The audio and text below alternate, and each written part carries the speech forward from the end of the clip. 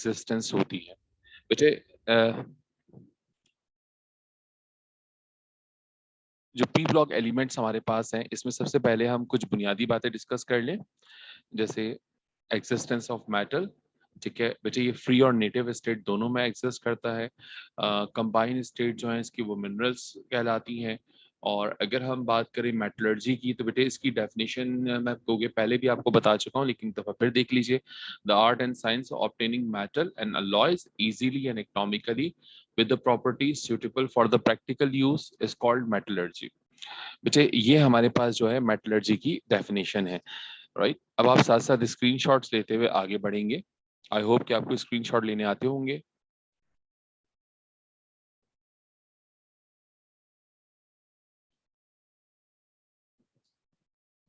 और अगर किसी के बेटे स्क्रीनशॉट रह जाए तो वो रिकॉर्डेड लेक्चर से फिर देख सकता है। बेटे हमारे पास एक टर्म है जिसे कहते हैं minerals. Anything which is present in the earth crust ऐसे मिनरल कहा जाता है। और कोई भी चीज जो कि हम यूज करते हैं, जिसको हम एक्सट्रैक्शन ऑफ जो है मेटल के लिए यूज करते हैं, उसे ओर कहते हैं। यानी any mineral which is used for the extraction of metal easily and economically is called ore. बेटे ओर के साथ जो इम्प्योरिटीज अटैच होती हैं उन्हें गैंग या गैंग पार्टिकल्स कहा जाता है। ठीक है, इन इम्प्योरिटीज को रिमूव करने के लिए हम फ्लक्स ऐड करते हैं। ये गैंग और फ्लक्स आपस में रिएक्ट करके स्लैग बनाते हैं। तो ये डेफिनेशन छोटी छोटी जो है आपको मालूम होनी चाहिए कि फ्लक्स क्यों ऐड किया जाता है और वो गैंग से रिएक्ट करके क्या बनाता है, वगैरह वगैरह। आगे चलेंगे बेटे। बेटे एल्युमिनियम जो है वो थर्ड मोस्ट अबेंडेंट एलिमेंट है हमारे पास। जो है इसकी ये परसेंटेज 8.32 यहाँ लिखी हुई है, लेकिन आपके जो सिलेबस बुक है उसमें 7.3% है, तो आप उसी को याद रखेंगे। हाँ, ये जरूर याद रखें कि फर्स्ट ऑक्सीजन और सेकंड जो है वो सिलिकॉन है। ये बात मैंने आपको उस वक्त भी बताई थी।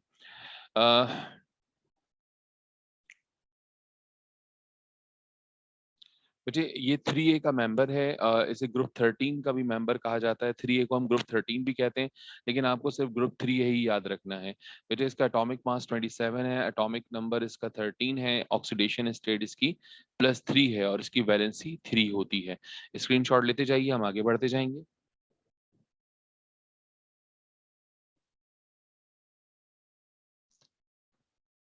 बेटे कंबाइन स्टेट्स ऑफ एल्युमिनियम में सिलिकेट्स हैं, इनके फॉर्मूला आपको याद होने चाहिए। सिलिकेट्स में काओलिन है, पोटाश फ्लेस्पार है, पोटाश मीका है। इस तरह फ्लोराइड में क्रायोलाइट है, सल्फेट में एलुनाइट है हमारे पास। ठीक है, और जिसका formula potassium sulphate aluminium sulphate .4LOH3 इस तरह ऑक्साइड्स में बेटे बॉक्साइड है हमारे पास। बॉक्साइड जो है इसकी बॉक्साइड और को हम एक्सट्रैक्शन ऑफ एल्युमिनियम के लिए यूज करते हैं। बेटे गिब्साइट एंड डायस्पोर और कोरंडम, ये सारी की सारी जो है ओर्स के फॉर्मूलाए आपको जो है याद होने चाहिए। जी तलहा, आप सही कह रहे हैं।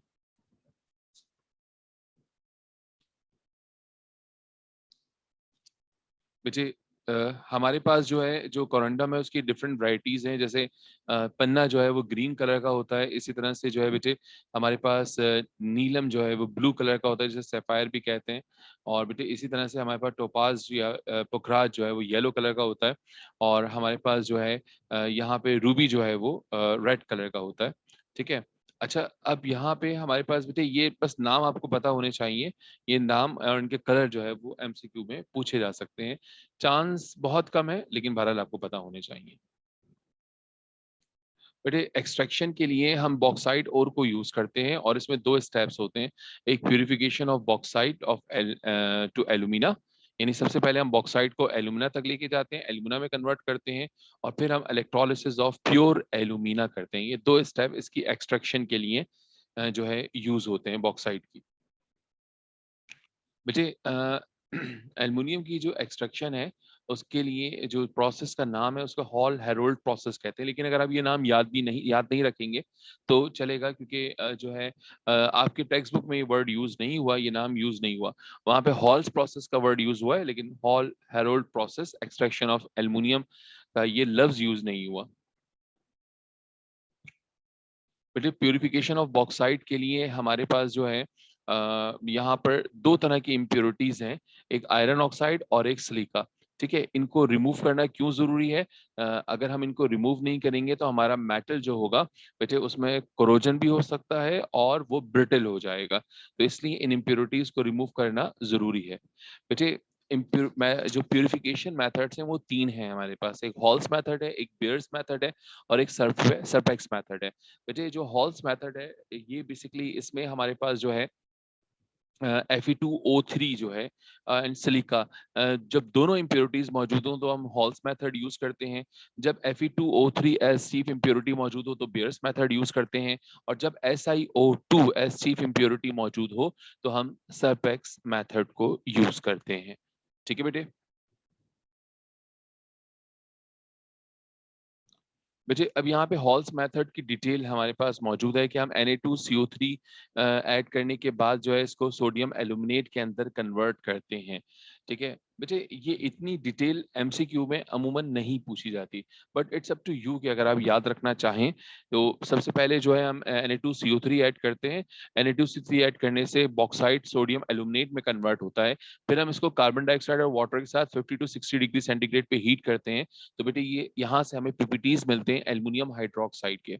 इन पीपीटीज को हम 1500 डिग्री सेंटीग्रेड पे जब हीट करते हैं तो हमें प्योर एल्यूमिना मिलता है। राइट, ये प्योर एल्यूमिना जो है ये हॉल्स मेथड के जरिए हमने हासिल किया। तो हॉल्स मेथड में हम सोडियम कार्बोनेट को जो है वो ऐड कर रहे होते हैं to remove the impurity and to convert it into sodium aluminate. बेटे इसी तरीके से बेयर्स मेथड को हम उस वक्त यूज करते हैं जब iron oxide as chief impurity मौजूद हो। हम यहाँ पर 45% सोडियम हाइड्रोक्साइड जो है उसके साथ इसको 150 डिग्री सेंटीग्रेड पे हीट करते हैं बॉक्साइड को, जिसकी वजह से हमें अगेन सोडियम एल्यूमिनेट मिलता है।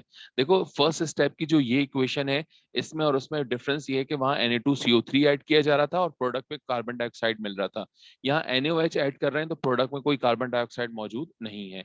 बेटे NaAlO2 को हम वाटर और कार्बन डाइऑक्साइड के साथ हीट करते हैं and as a result of this heating हमारे पास एल्युमिनियम हाइड्रोक्साइड के व्हाइट पीपीटीज मिलते हैं। इनको व्हाइट पीपीटीज को जो है हम 1500 डिग्री सेंटीग्रेड पे हीट करके प्योर एल्यूमिना में कन्वर्ट करते हैं। अब आप देख सकते हैं कि यहाँ पे जो लास्ट टू स्टेप है वो दोनों की बिल्कुल सेम है। अगर आप यहाँ गौर करें ये हॉल्स मेथड है और फिर अगर आप गौर करें तो ये बेयर्स मेथड है। तो जो सेकंड और थर्ड स्टेप है वो दोनों का सेम है बिल्कुल। इसी तरह से बेटे एक हमारे पास है सरपेक्स मेथड।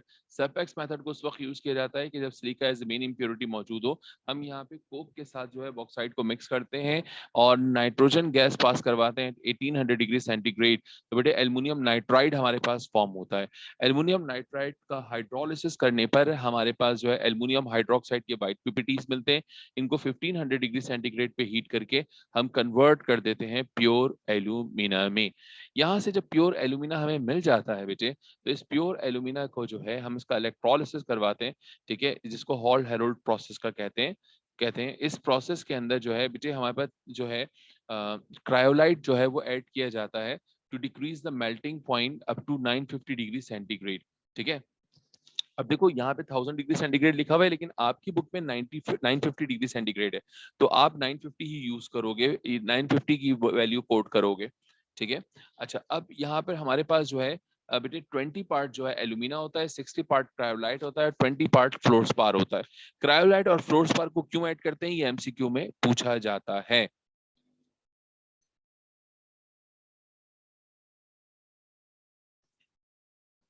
बेटे ये जो इलेक्ट्रोलाइट्स हैं ये प्लेस्ड होते हैं स्टील में। ठीक है, स्टील कंटेनर के अंदर। और हमारे पास जो है ग्रेफाइट के ही एनोड होते हैं और ग्रेफाइट के ही कैथोड होते हैं। ये जो डिटेल आपके सामने आ रही है ना, आप देखें अगर इसमें हम इसको यहाँ पे हाईलाइट कर दें तो देखिए ये हिस्सा जो है बेटे आपके पास जो है वो एमसीक्यू में पूछा जा सकता है। ठीक है, यू कैन,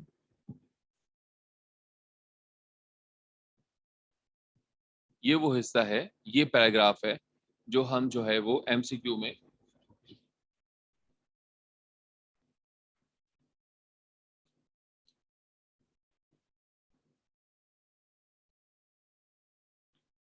अ,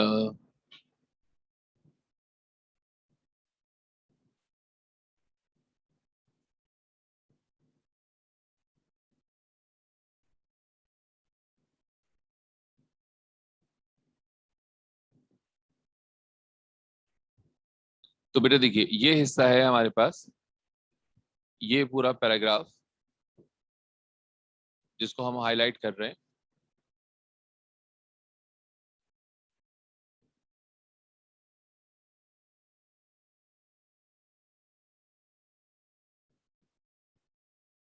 राइट, ये इंपॉर्टेंट है बेटे आपके पास, ठीक है। इसको आपने सिर्फ याद रखना है। अमूमन यही जो है वो हमारे पास जो है एग्जाम में जो है इसको पूछा जाता है, या इसके ऊपर जो है बात की जाती है।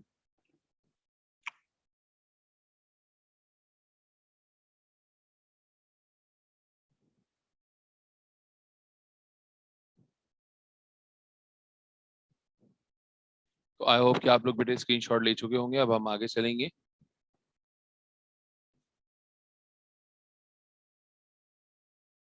बेटे एल्युमिनियम आयन जो है वो हमारे पास कैथोड पर रिड्यूस होते हैं, ठीक है। और जो है जो कैथोड पर रिड्यूस होने के बाद जो मोल्टन एल्युमिनियम हमें मिलता है, ठीक है बेटे, मोल्टन एल्युमिनियम जो है वो हमारे पास 99% जो है वो प्योर होता है।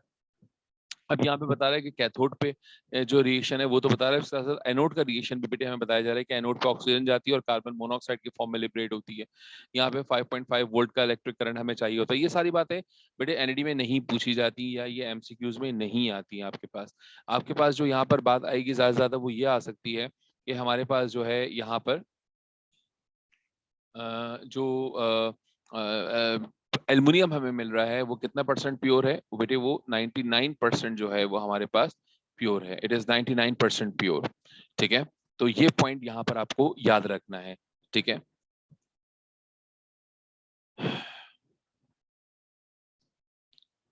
अच्छा, अभी एक एमसीक्यू है हमारे पास, extraction of aluminium by hard Heroult process में हमारे पास जो है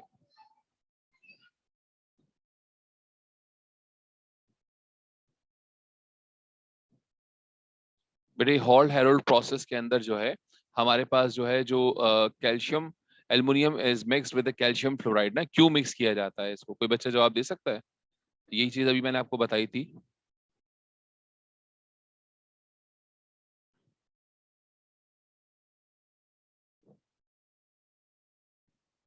एनीवन कैन आंसर?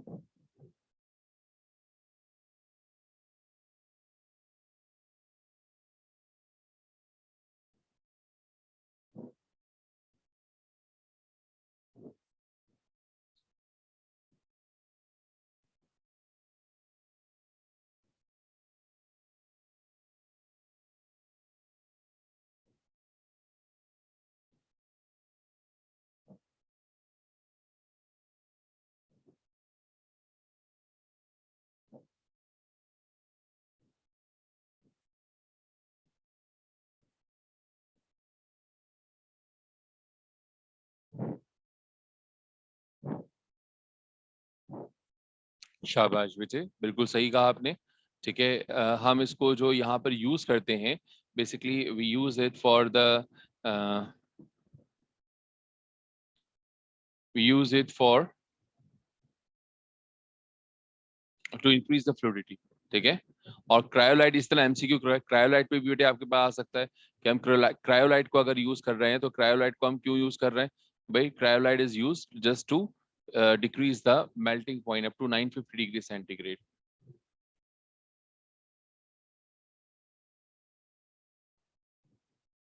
ठीक है बच्चों, बात समझ में आती है? तो आई होप कि एमसीक्यू क्लियर हो गया होगा आपको, ठीक है। इसी तरह से बेटे हमारे पास जो है जब 99% प्योर एल्युमिनियम हमें मिल जाता है, तो बेटे ये जरूरी हो जाता है कि हम उसको जो है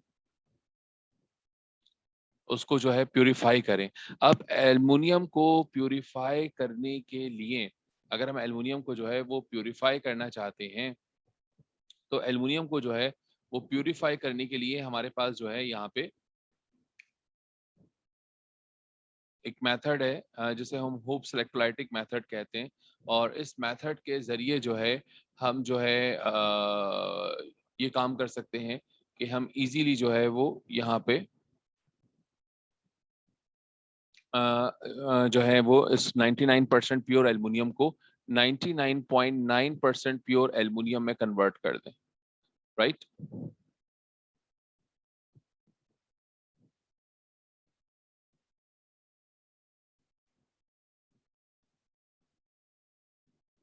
So we can convert into the 99%, 99.99% pure aluminium.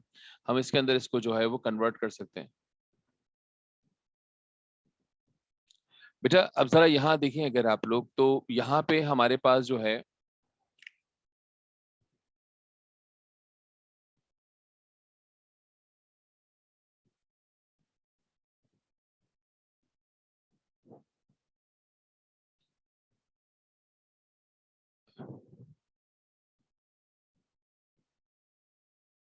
बेटा ये जो 3 पॉइंट्स आपको नजर आ रहे हैं, दीज 3 पॉइंट्स, ये 3 पॉइंट्स आपको याद होने चाहिए कि हमारे पास जो है इस इलेक्ट्रोलिसिस में 3 लेयर्स होती हैं. एक प्योर एल्युमिनियम की which act as a cathode. बेटे एक हमारे पास जो है यहाँ पर फ्यूज क्रायोलाइट है, और बैरियम फ्लोराइड जो हमारे पास जो है मिडिल लेयर के तौर पे काम करता है. और एक हमारे पास जो है थर्ड लेयर है, जो अलॉय ऑफ कॉपर, एल्युमिनियम और जो है सिलिकॉन के ऊपर जो है काम कर रहा होता है, ये मुश्तमिल होता है. ठीक है, ये एनोड के तौर पे काम करता है. तो एनोड क्या है, कैथोड क्या है, और मिडिल लेयर किस पे मुश्तमिल है, बेटे ये 3 एमसीक्यू आपके पास जो है ना लाजमी पूछे जा सकते हैं.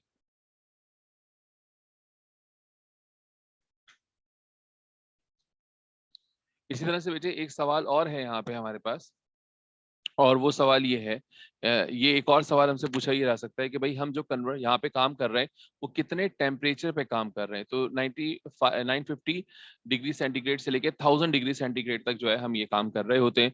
इसी तरह से बेटे जो हमारे पास प्योरीफाइड एल्युमिनियम है वो कितने परसेंट होता है, 99.99% प्योर एल्युमिनियम हमें यहाँ से मिलता है. तो ये 3-4 पॉइंट जो मैंने मार्क करवाए हैं आपको, ये एमसीक्यू के लिए आपने याद रखने. ठीक है, बहुत ज्यादा डिटेल याद रखने की जरूरत नहीं है.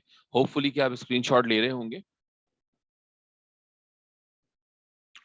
बेटे फिजिकल प्रॉपर्टीज ऑफ एल्युमिनियम का हम जिक्र पहले भी यहाँ पर कर चुके हैं, अलॉय वगैरह का ये वाली स्लाइड डिस्कस हो चुकी है. ठीक है, केमिकल प्रॉपर्टीज ऑफ एल्युमिनियम के ऊपर बात करने जा रहे हैं. Aluminium is not affected by the dry air, but in moist air a thin film of oxide.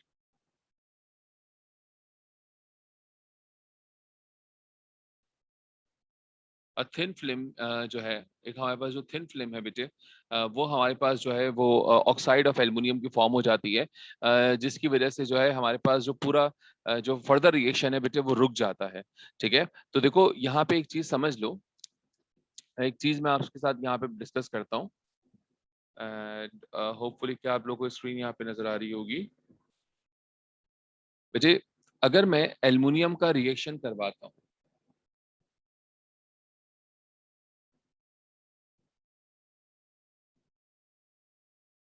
Dry air या ड्राई ऑक्सीजन के साथ,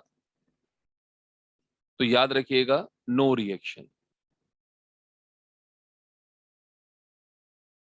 ड्राई एयर के साथ कोई रिएक्शन नहीं है. लेकिन अगर यहीं पर ये एल्युमिनियम मॉइस्ट हो जाए, यानी एल्युमिनियम का रिएक्शन मैं करवाऊं O2 के साथ, लेकिन ये O2 कैसी है बेटे, it is moist. Well in that case a continuous flame of aluminum oxide is formed which stops the further reaction. ठीक है, जो फर्दर रिएक्शन को रोक देगी. इसीलिए हम एल्युमिनियम को सेल्फ प्रोटेक्टेड या कोरोजन फ्री मेटल कहते हैं. सेल्फ प्रोटेक्टेड और कोरोजन फ्री मेटल इसीलिए कहा जाता है. हाँ, अगर हम इसको बेटे मतलब जो है ना हाई टेम्परेचर पे इसका रिएक्शन करवाएं ऑक्सीजन के साथ, तो बेटे एल्युमिनियम ऑक्साइड हमारे पास जो है वो फॉर्म हो रहा होता है. ठीक है, और -798 अबाउट -800 किलो कैलोरीज पर मोल एनर्जी रिलीज होती है. बेटे इसी तरह से जो है वाटर के साथ जब ये रिएक्शन होगा, तो वाटर के साथ रिएक्शन के नतीजे में, यानी जब एल्युमिनियम का रिएक्शन हम वाटर के साथ करवाते हैं, तो एल्युमिनियम हाइड्रोक्साइड बनता है और हाइड्रोजन गैस जो है वो यहाँ से रिलीज होती है. बेटे अल्कलीस के साथ रिएक्शन जो है बहुत इंपॉर्टेंट है. जब एल्युमिनियम अल्कलीस के साथ रिएक्शन करता है तो सोडियम एल्यूमिनेट बना रहा होता है. ठीक है, और सोडियम एल्यूमिनेट की फॉर्मेशन होती है along with the liberation of hydrogen gas. इसी तरह से जब ये एसिड के साथ रिएक्शन करता है तो बेटे जो है HCl के साथ रिएक्शन करके जो है डाइल्यूट फॉर्म में सॉल्ट और हाइड्रोजन गैस बनाता है. ठीक है, सल्फ्यूरिक एसिड और सॉल्ट और हाइड्रोजन गैस बनाएगा. Right, both are the dilute. लेकिन जब ये कंसंट्रेटेड के साथ रिएक्शन करता है तो एल्युमिनियम सल्फेट बनता है, सल्फर डाइऑक्साइड एंड वाटर बनता है. तो बेटे एक्शन ऑफ एसिड में और एक्शन ऑफ अल्कलीज जो है ना, ये दोनों एक इंपॉर्टेंट रिएक्शन है हमारे पास. ठीक है, जिनको आपने लाजमी याद रखना है. ठीक है बेटा, इसी तरह से हमारे पास जो है एल्युमिनियम जो है वो रिएक्ट नहीं करेगा, ठीक है। Aluminium does not react with nitric acid, यानी aluminium plus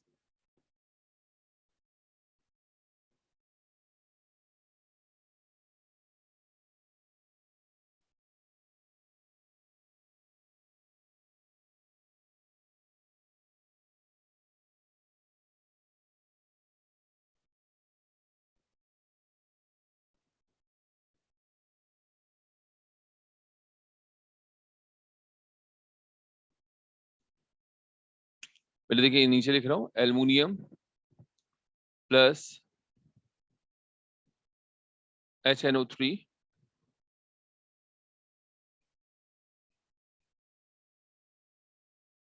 so no reaction, right? Aluminium plus HNO3, no reaction. Aluminium का HNO3 के साथ कोई रिएक्शन नहीं होता। Aluminium is made passive by nitric acid, made passive passive by nitric acid, ठीक है। HNO3 से इसको पैसिव कर देता है। बेटे हैलोजन के साथ reaction it is not important, ये आपके लिए इंपॉर्टेंट नहीं है। होपफुली स्क्रीनशॉट्स आप देते जा रहे हैं। अगर हम डिस्कनेक्ट हो जाए तो बेटे इसी पासवर्ड और आईडी के साथ आप रिकनेक्ट होंगे।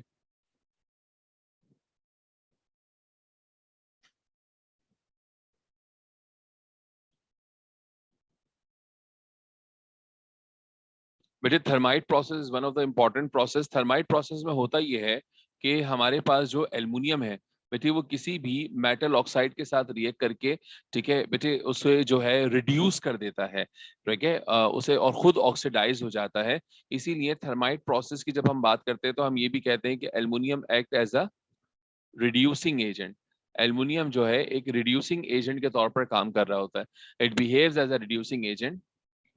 तो बेटे ये क्या करता है जो है, ये बेसिकली जो है वो ऑक्सीजन रिमूव करवा देता है। As a result of this a lot of amount of heat is release and the temperature is reached up to 350 degree centigrade. जो टेम्परेचर है हमारे पास वो 3000 सॉरी 3000 टू 3500 डिग्री सेंटीग्रेड तक जो है वो चला जाता है, ठीक है। और इसे हम जो है वो जो non movable parts of the machineries हैं उसकी वेल्डिंग के लिए हम इसको इस्तेमाल करते हैं। Yes, you are right, Hassan Umar. Reduction of metal oxide involving aluminum as a reducing agent. You are right. Aluminium यहाँ पे रिड्यूसिंग एजेंट के तौर पर काम कर रहा है।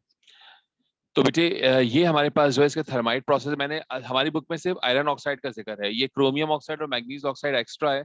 तो आप चाहें तो इसको स्किप कर सकते हैं, आप इनको याद ना करें भले, ठीक है। आपकी बुक में सिर्फ इतना है, आपको थर्माइट प्रोसेस की इक्वेशन याद होनी चाहिए और ये टेम्परेचर आपको मालूम होना चाहिए, और एल्युमिनियम यहाँ पे एज अ रिड्यूसिंग एजेंट काम कर रहा है, ये बात बेटे आपको वहां पर मालूम होनी चाहिए। जी SM बिलाल, बिल्कुल सही कह रहे हैं आप, बिल्कुल सही कह रहे हैं आप, राइट। तो बेटे आई होप कि आप स्क्रीनशॉट दे चुके होंगे, मैं आगे चल रहा हूँ।